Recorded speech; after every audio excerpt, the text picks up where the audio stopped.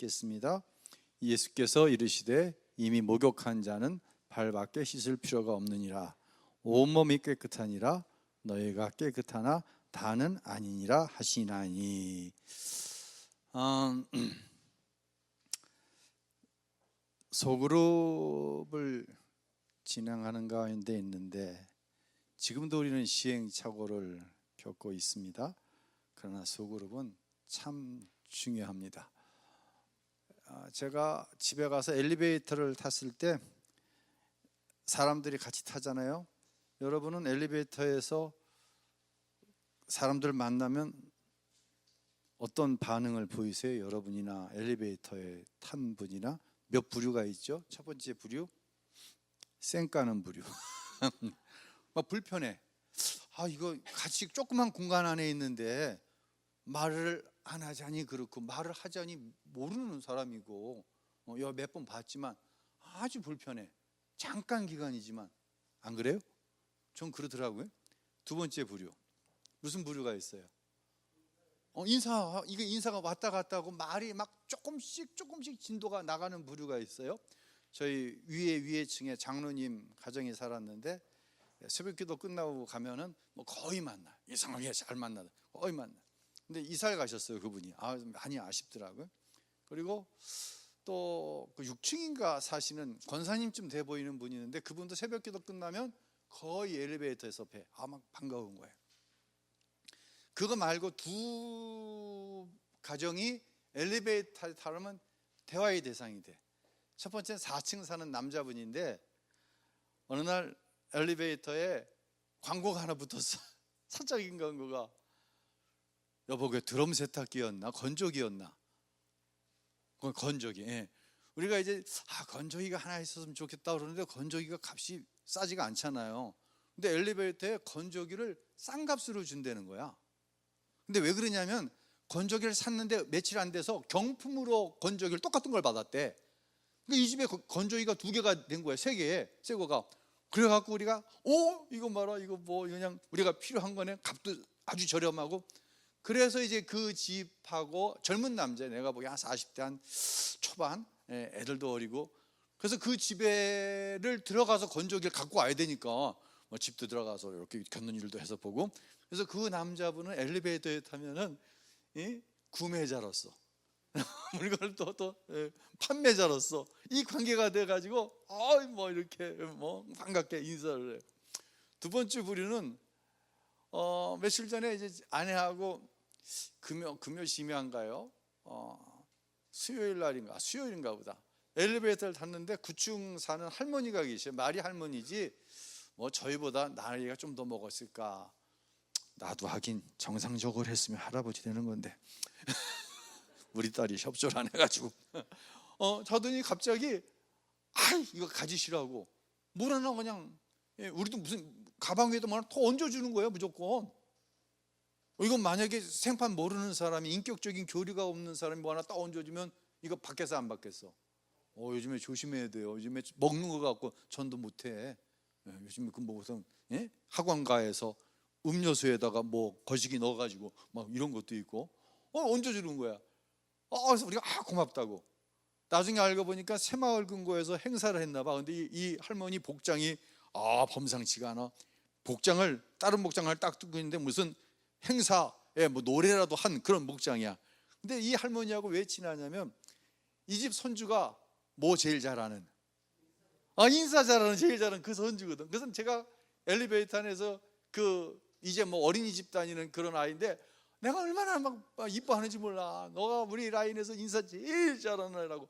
그러니까 이 할머니가 평상시 저를 좋게 받겠어요? 너무 좋게 받겠어? 자기 손주 칭찬해 주니까 인사 잘한다고. 그러니까 얼마나 좋게 받는지. 그러니까 뭔가 하나 탁 내주는 거예요. 이 관계거든요. 그러니까 소그룹은 이러한 관계를 형성시켜 나가는 거거든요. 교회로 왔는데 엘리베이터 탄 것처럼 내가 뭐더라 뭔 관계가 있지? 그냥 뭐 옆으로 아무도 얘기 하나 거는 사람이 없는 거야. 교회 왔는데. 여러분, 제가 볼 때 우리 교회 한 3분의 1은 그럴 거요. 어떤 인격적인 교류가 없는 거예요. 교회 왔는데. 참 중요한 거예요. 근데 이게 왜 중요하냐면, 우리는요, 아까 우리 전도사님께서 마지막 찬양하기 전에 참 우리는 하나님의 많은 은혜를 받았는데 하나님 보시기에 너무 부끄러움이 많고 하나님의 은혜가 아니면 우리가 어떻게 이 자리에서 이런 찬양을 하겠습니까? 이런 이야기를 하셨잖아요. 오늘 제 3단원의 대주제가 뭐예요? 회개의 뭐예요? 기쁨이에요. 여러분, 회개가 왜 기쁨이야? 이거 세상 사람들한테 이 이야기하면은요 알아듣질 못해요. 회개가 기쁜 거예요? 저는 경험상 제가 처음 예수님을 영접하고 회개한 날이 그거보다 더 기쁜 날이 있었나? 그날이 제가 목욕한 날이에요. 오늘 본문으로 얘기하자면. 그리고 어떤 때는 하나님께서 어떤 내 목회적으로든 우리 가정적인 개인적인 어떤 문제 앞에서 그 문제가 제 불순종, 불신앙이라고 하는 것을 지적해 주시는데 회개가 나올 때가 있어요. 그때 그 회개가 가슴이 뜨거워지는 회개든지 눈물을 흘리며 회개를 하든지 아니면 찬송을 하면서 회개를 하든지 여러 가지 유형이 있을 수 있지만 그 회개하고 난 뒤에 기쁨, 여러분 아시죠? 안 되는 거예요? 모른다는 거예요? 알죠? 아멘. 예.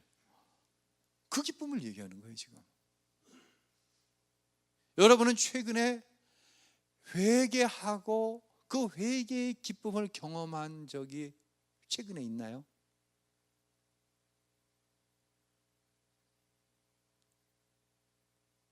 저는 그런 그 기쁨, 회개의 기쁨이 여러분 신앙생활 가운데 좀 자주 있었으면 좋겠어요.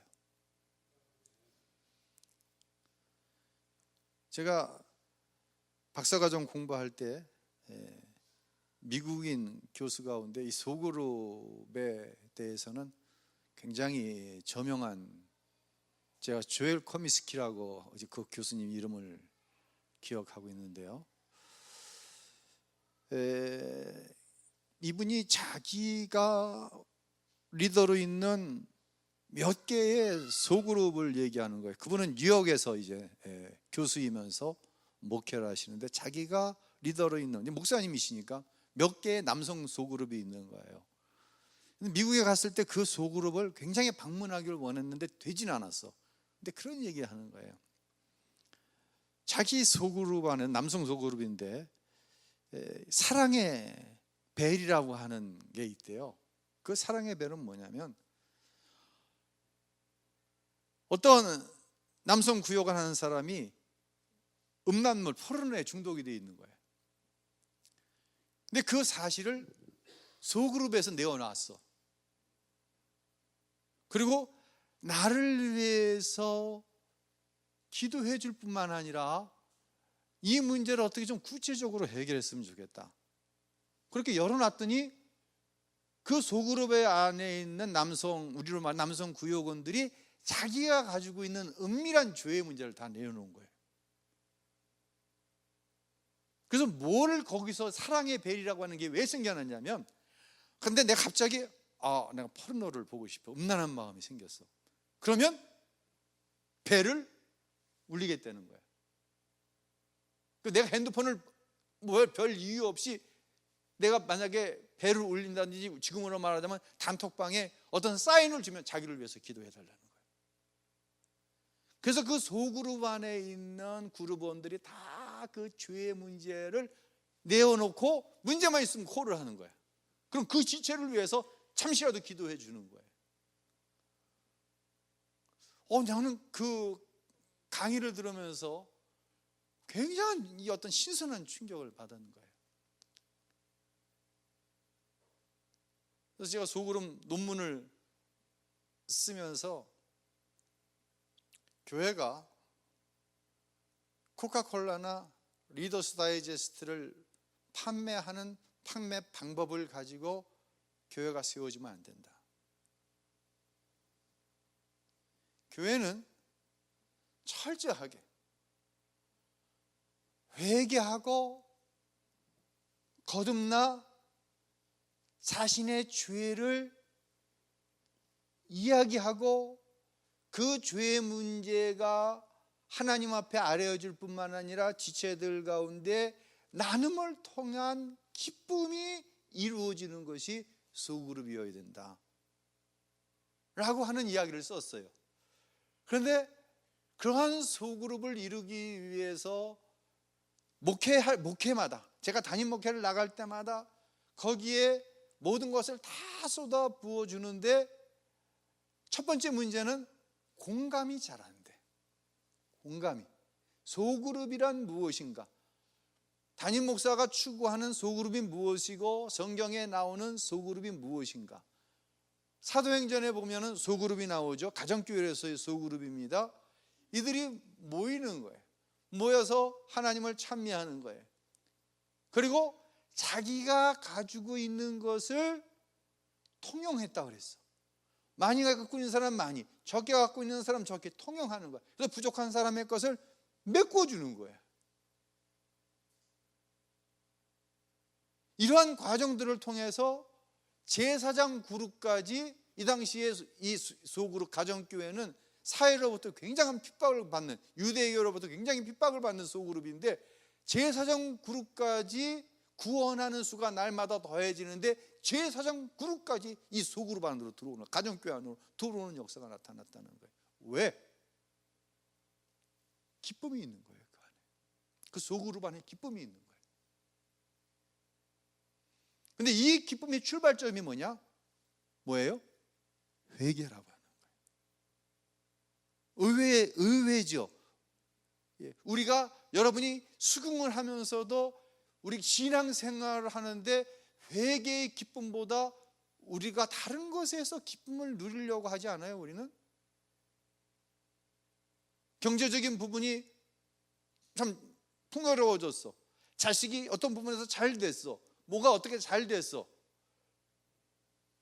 이런 기쁨은 이야기하고 공감이 하는데 회개의 기쁨, 3단원 회개의 기쁨. 제가 밴드에다가 공지했거든요. 이번 주일 회개의 기쁨입니다. 그래서 3단원 1과는 징계와 정죄의 문제를 다룹니다. 회개의 기쁨이 뭔지 알아야 돼요. 근데 회개의 기쁨을 알기 위한 전 단계는 뭐냐면, 자기는 내가 예수 그리스도의 십자가에서 죄 사함을 받았지만 여전히 나는 뭐다? 여전히 나는 죄인이다. 여전히 내 안에 죄가 뭐 있다 없다? 있다. 이게 인정되어져야 돼요. 그러지 않으면 회개의 기쁨 모릅니다. 자, 오늘 단원을 나가기 전에요, 예수님의 사람이 유기성 목사님이 쓴 제자 양육 교재인데, 이 책이 유기성 목사님이 쓴 나는 죽고 예수로 사는 사람이에요. 여기에 보면 유기성 목사님이 이 단원에는 소개하지 않았는데 회개란 무엇인가, 왜 회개가 있어야 되는 것인가에 대해서 이야기하고 있는데, 이 말씀을 먼저 드리고, 회개란 무엇인가, 내가 죄인이라는 사실 앞에서 왜 회개할 때 기쁨이 주어지고 왜 회개 없는 다른 단계로 넘어가는 축복이 없는가를 우리가 먼저, 그렇구나, 아니면 이전에 알았지만 그걸 놓치고 살았구나, 이 부분에 대해서 제가 그대로 한번 읽어드리면서 부분적으로 좀 설명을 받도록 하겠습니다. 제가 그대로 읽어볼게요.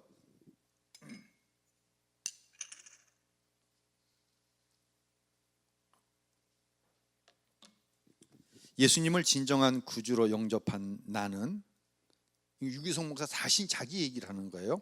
다시는 죄를 짓지 않겠다고 다짐했습니다. 그날 죄로 인한 양심의 고통이 어찌나 컸는지 실제로 앞으로는 더 이상 어떠한 죄도 짓지 않게 될 것이라고 생각했습니다. 그러나 하나님 앞에 통회자복하고 예수님을 구주로 영접한 그 밤 이후에도 나는 여전히 똑같았고, 그 사실이 너무 당황스러웠습니다. 여러분에게도 이런 경험이 있을 것이라고 생각하고 계속 읽습니다. 나는 그날의 감격으로 이제는 새 삶을 살게 되겠구나 하는 생각에 가슴이 벅차 있었습니다. 그러나 하루가 지나고 이틀이 지나고 사흘이 지나도 내 삶은 여전히 그대로입니다. 육신의 정욕, 안목의 정욕, 이생의 자랑이 조금도 사라지지 않고 그대로 남은 내 모습을 자각하고 나는 큰 당혹감에 빠졌습니다. 내가 아직도 전혀 회개를 하지 않았구나. 예수님을 진정한 구주로 영접했다고 생각했는데 뭐가 부족한 것인가? 그럼 이제 또 어떻게 해야 한다는 말인가? 이런 두려움으로 나는 다시 막막해졌습니다. 하루는 새벽 예배 설교 후 나의 죄와 가증함이 너무 고통스러워서 강단 뒤에서 대글대글 구르고 부르짖으며 기도했습니다. 하나님, 제발 죄 안 짓고 살게 해주세요. 그런데 며칠 뒤 한 교인이 찾아와서 이렇게 말했습니다. 목사님이 기도하는 것만 봐도 은혜가 됩니다. 여러분, 제가 떼굴떼굴 굴면서 기도하는데 나한테 와서 목사님 기도하는 모습이 참 은혜가 돼, 이렇게 얘기하지 마세요. 죄 때문에 떼굴떼굴 굴는 거니까 그 얘기하는 거예요. 강단 뒤편에서 몸부림치며 대굴대굴 구르며 기도하는 모습을 보니 우리 목사님이 성도들을 위해 저리 더 간절히 기도하는구나라는 생각에 그렇게 은혜가 된다는 것입니다. 사실은 교인들 모르게 마음으로 짓는 죄가 너무 커서 그랬노라 말도 못하고 나는 다시 하나님 앞에 나아가 몸부림치며 기도하는 수밖에 없었습니다. 하나님, 교인들은 나를 저리 생각하고 있는데 저는 어떻게 하면 좋습니까? 이 경험을 통해 알게 된 사실이 있습니다. 목사도 결코 죄에서 자유로운 존재가 아니라는 것과 예수 믿고 회심했더라도 사람은 여전히 죄를 짓는다는 것입니다. 제가 어제 밴드에 그런 얘기를 올렸어요. 오늘 교회에서 뵙겠습니다 라고 하는 말 앞에 그 모습 그대로 교회에서 뵙기를 원합니다. 무슨 의미인지 이해가 되시죠? 그 모습 그대로. 한 주간 세상에서 어떠한 상황에서 어떠한 죄를 지었든 그 모습 그대로 뵙기를 원합니다라는 얘기예요. 계속 읽을게요. 구원받았다는 것이 다시는 죄를 짓지 않는 존재가 되는 것을 의미하지는 않습니다. 회심한 이후에도 우리는 여전히 죄의 역사를 경험합니다. 죄 많은 이 세상에서 여전히 사람의 몸을 입고 살아가기 때문입니다. 그렇다면 죄를 지어도 괜찮다는 말입니까? 이 물음표가 저와 여러분 안에 있는 거예요. 그렇다면 죄를 지어도 괜찮다는 말입니까? 절대 그렇지 않습니다. 예수님을 믿어도 죄를 떠날 수 없는 것은 사실이지만 그것이 하나님께서 죄를 용납하신다는 의미는 결코 아닙니다. 하나님께서는 절대 죄 위에 복을 내리지 않으십니다. 우리가 죄를 지으면 하나님의 영광이 나타날 수 없으며 부흥이 임하지 않습니다. 자, 중요한 얘기를 드릴게요. 우리 안에 죄가 있으면 기도의 문이 막혀요. 첫째, 뭐가 막힌다? 기도의 문이 막혀. 또 뭘 누리지 못하냐면요, 감사가 막혀요. 범사의 감사, 이게 막혀. 또 뭐가 막힐까? 기쁨이 막혀. 뭐가 있으면? 죄가 있으면. 그래서 죄는 짓지만 죄의 문제는 반드시 해결할 때 기도가 자유가 있고 감사와 기쁨, 즉 하나님의 자녀로서 마땅히 누릴 수 있는 것들을 누리며 살 수 있게 된다는 거예요. 여러분, 우리가 예배를 드리잖아요. 이제 1부 예배 때는 우리 권사님들과 안수 집사님들이, 또 2부 예배 때는 우리 장로님들과 안수 집사님들이 돌아가면서 기도를 합니다. 여러분, 이 기도가 무슨 기도예요? 대표기도? 대표기도 아니에요. 여러분은 회중을 위해서 대표로 기도하는 게 아니에요. 분명히 주보에 뭐라고 기록이 되어 있어요? 우리 권사님들 기도하시잖아요. 대표로 나오셔서. 무슨 기도예요, 그게? 참회의 기도예요. 참회의 기도 다음에 무슨 기도가 있어요? 제가 하는 무슨 기도? 지정명 집사님, 무슨 기도? 축복 기도가 있는 거예요. 왜 예배 가운데는 참회의 기도가 앞설까요? 다시 말씀드립니다. 그 모습 그대로 뵙기를 원합니다. 그 모습 그대로 오는 거예요. 죄된 모습 그대로 오는 거예요. 한 주간 세상에서 정말 이러면 안 되는데, 흔히 여러분이 얘기하는 알고도 짓는 죄, 모르고도 짓는 죄. 근데 점점 모르고 짓는 죄는 적어지고 알고 짓는 죄도 적어져야 돼. 근데 이 죄의 문제를 갖고 나오는 거예요. 자, 예배 가운데 하나님의 말씀을 받기 전에 하나님의 말씀으로 인한 기쁨을 누리기 위해서 해결시켜야 되는 게 있어요. 이게 뭐야? 이게 뭐예요? 이게 죄인 거예요. 한 주간 우리가 삶 속에서 지은 죄, 이 죄를 권사님, 안수쌤, 장로님이 대표로 성도들의 죄의 문제, 내 자신의 죄의 문제를 가지고 먼저 하나님 앞에 참회의 기도하는 거예요. 그래서 이 참회의 기도는 누가 기도를 하든지 공감되는 기도의 내용이 되는 거예요. 절대로 바리새인의 기도가 되면 안 돼. 내가 이렇게 이것도 하고 저것도 하고 이것도 하고 저것도 하고, 그 기도가 되면 안 돼. 여러분, 참회의 기도는 축복 기도가 아니에요. 온전히 대표로 참회하는 기도자가, 성도들이 공감하는 죄의 문제가 무엇인지 알잖아요. 내가 세상 속에 살았으니까. 그 죄의 문제가 내려질 때, 기도자의 입술을 통해 내려질 때 성도들이 공감하고 아멘이 나와야 되는 거예요. 이때 그 죄의 문제가 내려지고 그 위에 축복의 기도, 그 위에 목회의 기도가 나오는 거예요. 여러분, 참회의 기도를 대표 기도로 알고 무슨 참회도 나오고 뭐 축복도 나오고 뭐 치유도 나오고 뭐 선교로 갔다 구제로 갔다가 왔다 갔다, 이건 잘못하는 거예요. 기도, 참회의 기도. 참회의 기도를 잘 하셔야 돼요. 죄송합니다. 제가 오늘 원로 장로님 기도 시작하는데 기도 시간을 쟀어. 6분에 시작해서 10분에 끝났어. 참회의 기도를 하시는 거예요. 처음부터 끝까지.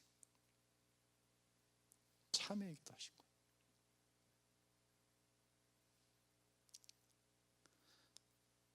이거 잘 해주시기 바랍니다. 제가 요즘에 경험하는 게 뭔지 알아요? 염승환 수집사님. 염승환 수집사님이 누구 기도랑 비슷한 줄 알아? 그렇지. 거의 비슷해. 야, 어쩌면 똑같이 닮아갈까. 야, 그 형의 기도를 똑같이 하네. 닮은 걸 닮고 닮지 말아야 되는 건 닮지 마. 알겠어요? 잘해 주셔야 돼요. 참회의 기도요. 자, 계속 읽어볼게요. 많은 분들이 하나님을 까다로운 분, 인색하고 무서운 분으로 느끼곤 합니다. 좋으신 하나님이 이토록 어려운 분으로 여겨지는 까닭은 무엇입니까? 바로 죄 때문입니다. 죄로 인해 자유함이 사라지고 죄를 엄히 징계하시는 하나님을 경험하다 보니 우리에게 무섭고 엄격하신 하나님의 이미지만 남았습니다. 근데 죄송한데 이 이미지 없는 교인들도 많아요. 왜? 회개를 이야기하지 않고 죄에 대한 징계를 이야기하지 않고 무엇만 이야기하고 무엇만 받아들였냐면 예수 믿으면 복 받는다는 이야기만 받아들인 거예요. 그렇게 가리켰을 일은 없는데 죄 때문에 좋으신 하나님을 누리지 못하고 하나님의 성품까지 곡해하는 것입니다. 왜 자유롭지 못해? 하나님께 문제가 있는 거예요? 하나님이 무서워서? 아니야. 문제는 내 안에 있는 무슨 문제? 죄의 문제 때문인 거예요. 그러면 어떻게 해야 할까요? 예수 믿으면 자동으로 죄를 짓지 않게 되는 것도 아니고 또 죄를 용서할 수도 없으니 이 일을 어떻게 해결할 수 있을까요? 이 문제를 해결하기 위한 방법이 바로 뭐예요? 회개입니다. 우리가 죄를 지을 때마다 회개하고 돌이키면 그 죄들은 더 이상 내 안에서 역사하지 못합니다. 반대로 죄를 짓고도 회개하지 못하면 않으면 그 죄가 내 안에서 역사한다 안 한다? 역사한다. 그 역사가 뭘로 알 수 있다? 기도의 문이 막히고 감사하지 못하고 기쁨의 문이 막힌다. 분명히 내 안에 나는 죽고 예수로 산다고 하는데 말이에요. 사랑의 하나님께서는 거듭난 성도들 속에 남아있는 내적 죄성을 온전히 없애주기 위해 성결의 은혜를 예배해 두셨습니다. 이것이 바로 회개의 복음입니다. 제가 요한일서 9장만 읽고 마칠게요. 만일 우리가 우리 죄를 자백하면 저는 미쁘시고 의로우사 우리 죄를 사하시며 모든 불의에서 우리를 어떻게 하실 것이요? 깨끗게 하실 것이요. 할렐루야. 그러니까 회개의 기쁨을 아는 사람은 뭐로부터 자유함을 얻게 돼? 죄로부터 자유함을 얻게 되는 거예요. 이건 보통 능력이 아닌 거예요. 죄로부터 자유로운 신앙과 죄에 얽매여 있는 신앙은요, 이건 천지 차이인 거예요. 자, 이 회개에 대해서 전제해놓고 오늘 본문으로 넘어가도록 하겠습니다. 좀 겹쳐지는 부분도 있어요. 같은 분이 쓰신 것이기 때문에 그렇게 이해하고. 전진홍 집사님 마이크 좀 한번 드려보겠어요? 전진홍 집사님 말 많이 했는데 차연양대 아니라고. 그치? 미안해요. 조금만 읽어요. 다음에 손태원 집사님 마이크 넘어갈 거예요. 자, 읽어보세요. 십자가의 능력은 우리가 지옥에 갈 죄인이라는 사실을 깨닫게 합니다. 또한 우리의 죄가 예수님의 십자가에서 완전히 사랑을 받고 깨끗하게 되었다는 사실을 깨닫게 하고 믿어지게 하는 능력입니다.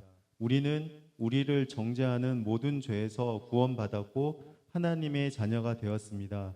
그렇다면 그리스도인들은 더 이상의 죄와 상관없는 삶을 살게 되는 것일까요? 그렇지 않습니다. 죄의 문제는 불신자만이 문제가 아닙니다. 예수님을 영접하고 구원받는 그리스도인에게도 여전히 죄의 문제는 중요합니다. 자, 그 적용은 아까 제가 읽었던 책에 그대로 내용이 나오니까 구원파와 같은 넘어가죠. 구원파와 같은 이단은 이런 점을 이용하여 성도들을 미혹합니다. 그들은 성도들에게 당신은 정말 구원받았습니까? 그렇다면 언제 구원받았습니까? 구원을 받았다면 생일을 기억하듯 구원받은 날짜를 기억해야 합니다. 라면서 접근해 옵니다. 그리고 한 번 구원받은 자는 더 이상의 죄의 문제와는 상관이 없고 따라서 회개도 필요치 않다라고 가르칩니다. 죄책감이 든다면 구원의 확신이 없어서라는 것입니다. 그러나 이 가르침은 성경적이지 않습니다. 예수님을 믿고 죄에서 구원받았다는 것은 우리가 하나님께 용서받고 용납된 자녀가 되었다는 것이지 이제부터는 죄를 지어도 좋다거나 죄의 문제는 더 이상 신경 쓰지 않아도 된다는 말이 아닙니다. 자, 이단에 넘어가는 이유, 구원파가 여러분 한 번 정도로 구원파만 그런 것도 아니고 여호와의 증인도 이 질문해요. 맨 처음에 찾아오면 혹시 구원받았냐고.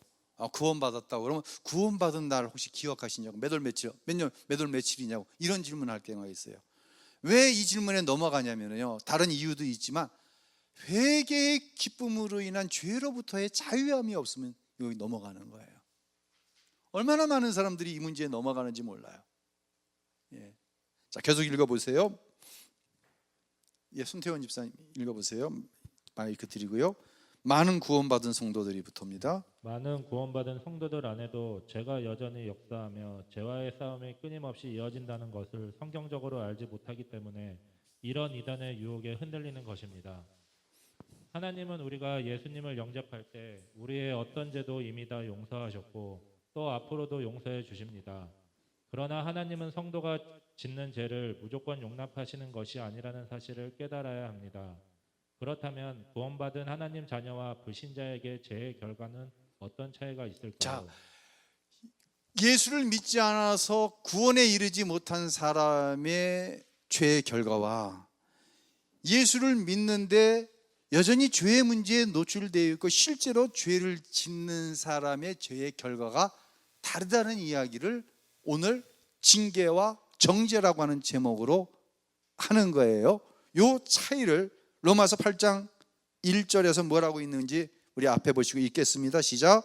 그러므로 이제 그리스도 예수 안에 있는 자에게는 결코 정죄함이 없다. 예수를 믿는 우리에게는 뭐가 없다? 정죄가 없다고 얘기하는 거예요. 히브리서 12장 7절로 8절 먼저 읽어볼까요? 시작. 너희가 참음은 징계를 받기 위함이라. 하나님이 아들과 같이 너희를 대우하시나니 어찌 아버지가 징계하지 않는 아들이 있으리요. 징계는 다 받는 것이거늘 너희가 없으면 사생자와 친아들이 아니니라. 요한계시록 3장 19절 읽습니다. 물은 내가 사랑하는 자를 책망하여 징계하노니 그러므로 내가 열심을 내라 회개하라. 자, 무슨 차이가 있어요?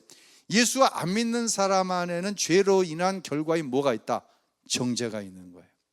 그러나 예수를 믿는 우리도 역시 죄 가운데 있는데 예수 안에 있는 우리에게는 정죄가 없고 뭐가 있다? 징계가 있어요. 근데 이 징계의 목적은 뭐예요? 요한계시록에 나오잖아요. 마지막에 징계의 목적이 뭐예요? 회개에 이르도록 하는 거예요. 회개에 이르도록. 그래서 회개의 기쁨을 얘기하는 거예요.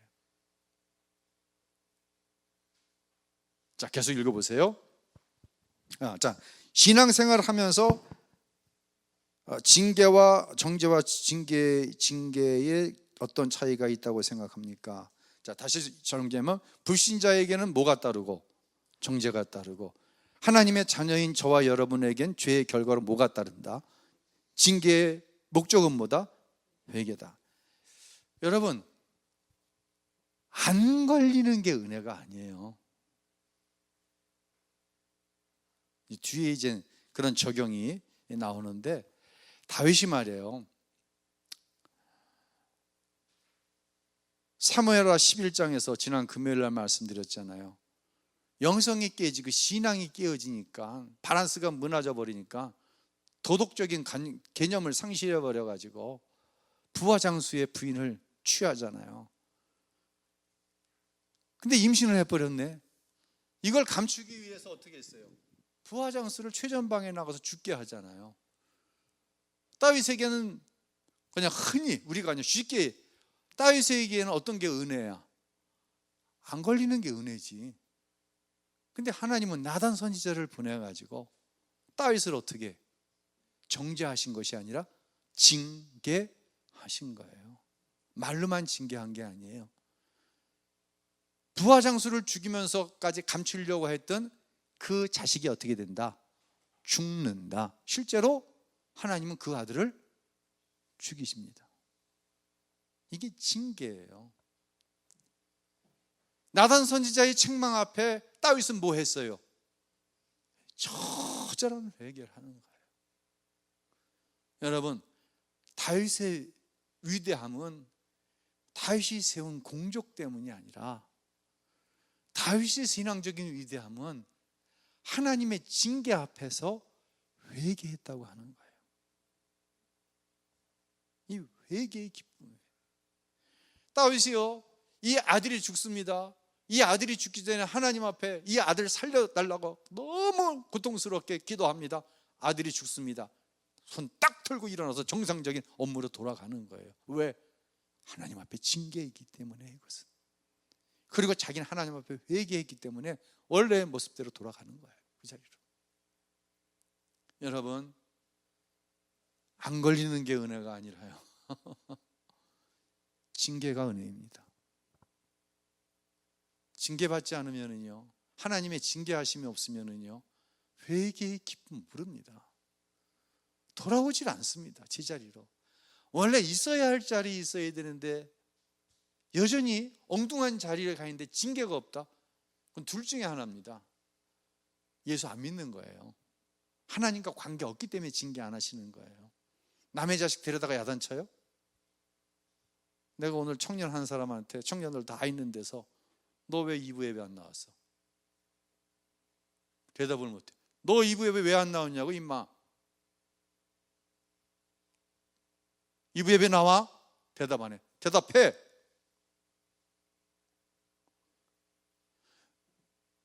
나와 관계없는 아이 같으면, 내가 그 청년을 위해서 기도하지 않으면, 죄송합니다, 그 부모가 그 이야기 듣고 시험 들 것 같으면 야단 안 칩니다. 내가 여러분 자녀들 가운데 누구 야단 치면, 우리 목사님이 내 아들에게, 내 딸에게 관심이 있고 사랑하고 나를 믿으시는구나 라고 생각하세요. 꼭 그렇게 생각하시기 바랍니다. 꼭 또 그렇게 될 수 있기를 바랍니다. 남의 자식 데려다가, 남의 교회 아이 데려다가 내가 야단 쳐보세요. 오지랖이 넓다는 얘기 듣습니다. 당신이 무슨 자격으로 야단을 치냐고 얘기합니다. 징계는요, 하나님의 자녀된 자의 특권이라고 성경은 이야기합니다. 징계하지 않으면 그것은 무슨 사생아다라고 하는 표현을 하나님께서는 하십니다. 계속 읽어볼까요? 예수님은 십자가를 앞에 두고 제자들의 발을 씻기셨습니다. 베드로의 차례가 되었을 때 베드로는 절대로 예수님의 자기 발을 씻기실 수 없다고 거절했습니다. 예수님은 발을 씻지 않으면 자신과 아무런 상관이 없다고 말씀하셨습니다. 그러나 베드로는 발뿐만 아니라 손과 머리도 씻겨달라고 요청했습니다. 그때 예수님은 이렇게 말씀하셨습니다. 같이 있습니다. 시작.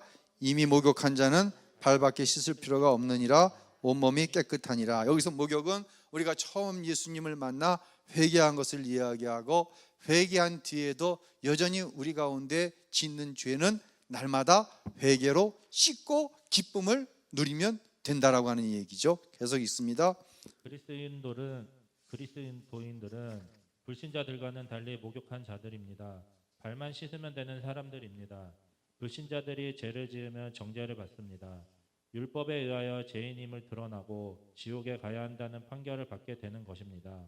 그러나 그리스도인들의 죄를 지으면 정죄가 아니라 징계를 받습니다. 정죄와 징계는 전혀 다른 차원입니다.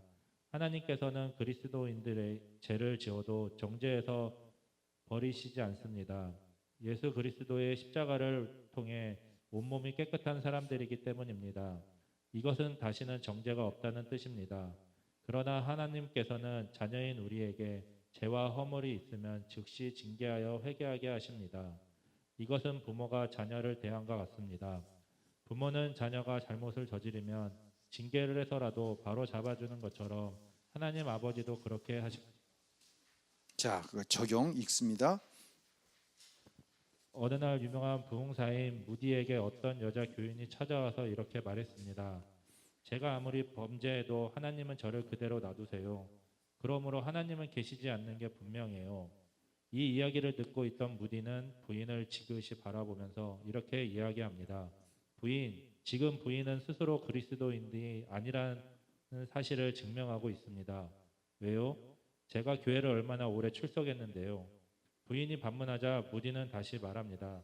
당신이 그리스도인이라면 하나님은 당신을 그대로 놔두지 않으셨을 것이기 때문입니다. 예, 충분히 이해가 되시죠? 이건 유기성 목사의 얘기가 아니라 무디라고 하는 신앙적인 거인의 이야기입니다.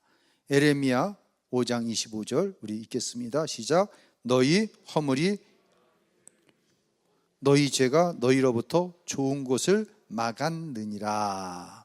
여러분, 하나님께서 주시는 좋은 거 아까 말씀드렸습니다. 대표적으로 3개, 항상 기뻐해야 되고 범사에 감사해야 되고 쉬지 말고 기도하는 것이 그리스도 예수 안에 있는 저와 여러분을 향한 하나님 아버지의 뜻입니다. 근데 기쁨이 막혔어요. 기도가 막히고 감사가 막혔습니다. 무엇 때문이다? 허물과 죄 때문이다라고 성경은 분명하게 이야기하는 거예요. 여러분, 왜 요즘 내 삶에 기쁨이 없지? 왜 이렇게 기쁨이 없지? 어떤 문제 때문에, 삶에 일어난 내 가정 안에 있는 어떤 문제 때문일 수도 있지만 죄 때문일 수 있는, 회개함으로 그 죄에서 자의함을 입어야 되는데 회개하지 않은 죄의 문제 때문일 수가 있습니다. 아니, 그럴 가능성이 굉장히 많은데 우리는 그 이유를 자꾸만 외부적인 요인에서 찾고 있다고 하는 것이죠. 맞아 읽어주시겠어요? 하나님께서는 제 위에 은혜와 부흥을 부어주시지 않습니다. 죄와 허물이 있으면 하나님의 자녀가 누릴 은혜와 복을 누리지 못하게 됩니다. 하나님의 자녀라 할지라도 죄를 지으면 기쁨이 사라집니다. 기도의 문이 막힙니다. 감사와 마음의 평화가 사라집니다. 모든 힘을 다 빼앗긴 채 무능한 그리스도인이 됩니다. 많은 사람이 징계를 두려워합니다. 그러나 사실 징계는 복입니다. 그 징계 때문에 회개하고 하나님과의 관계를 회복할 수 있는 기회를 얻게 되기 때문입니다. 반대로 죄를 지어도 잘 되는 것은 복이 아니라 하나님께 버림받았다는 증거입니다. 로마서 1장 8절 읽습니다. 또한 그들이 마음에 하나님 두기를 싫어하며 하나님께서 그들을 그 상실한 마음대로 내버려 두사 합당하지 못한 일을 하게 하셨으니, 합당하지 않은 일을 해요. 누가 보더라도 저 사람은 저러면 안 되는데, 저 사람은 저러면 안 되는데, 그러면 이미 이것은 누가 보더라도 그 사람이 불신앙, 불순종, 죄 가운데 빠져 있다는 거거든요. 누가 보더라도. 근데 누구만 몰라? 자기만 모르는 거예요. 그런데 하나님이 그 사람을 징계하지 않으셔. 이거는 하나님이 내버려 두시는 거예요. 누구이니까? 하나님의 자녀가 아니니까. 참 이거 두려운 일이에요. 정말 그 불신앙과 불순종, 죄에서 돌이키기를 위해서 기도하는데 어느 순간 하나님 손에 맡깁니다. 하나님 손에 맡깁니다. 이 기도하지 말아야 되는데, 하나님 정말 하나님이 알아서 하셔야 되겠습니다. 이거 참 두려운 기도거든요. 근데 죄송합니다, 바로 응답되는 사람이 있어요. 그럼 제가 제 아내한테 뭐라 그러는지, 그 기도하지 말고. 바로 응답되는 사람이 있어요. 바로 하나님 앞에 징계를 당하는 사람이 있어요. 근데 이 사람이 어떤 사람이다? 복 있는 사람이에요. 복 있는 사람이에요. 그리고 회개하는 것을 보는 거예요. 징계를 당하고 회개하지 않으면 안 돼요.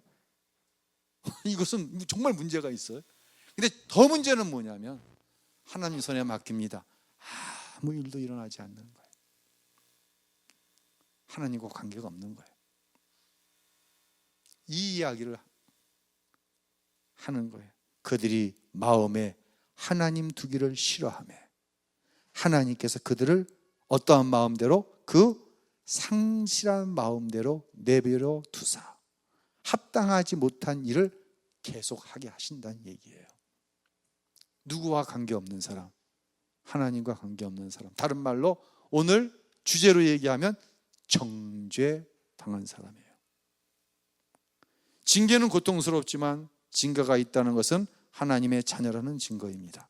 그러므로 회개는 구원받지 못한 사람에게만 필요한 것이 아닙니다. 구원받은 그리스도인에게 더욱 필요한 것이 바로 회개입니다. 저는 이 회개의 기쁨 첫 번째 단원 시작하면서 여러분에게 도전을 드리는 것은, 다시 말씀드립니다, 내가 최근에 회개하고 기쁨을 경험한 것이 있나? 기쁨을 경험하신 것이 있나? 혹시 내 삶 속에 기도가 막히고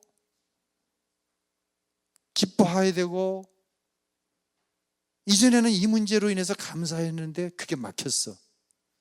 그러면 혹시 윤리적이고 도덕적인 것만 약간만 생각하는데 하나님과의 관계에서, 누구와의 관계에서 어떤 죄의 문제가 있는데 이 죄의 문제를 회개하지 않은 죄가 있는가? 여러분에게 도전의 말씀을 드립니다. 어느 순간 짧은 시간이라도 오늘 주신 말씀을 생각하십시오. 또한 징계 가운데 있습니까? 그 징계가 뭘로 이어져야 된다? 회개로 이어지고, 회개의 기쁨 가운데 잃어버렸던 모든 것들이 회복되어지는 은혜의 역사가 우리 모두 가운데 있게 되시기를 주님의 이름으로 축복합니다. 찬양하겠습니다.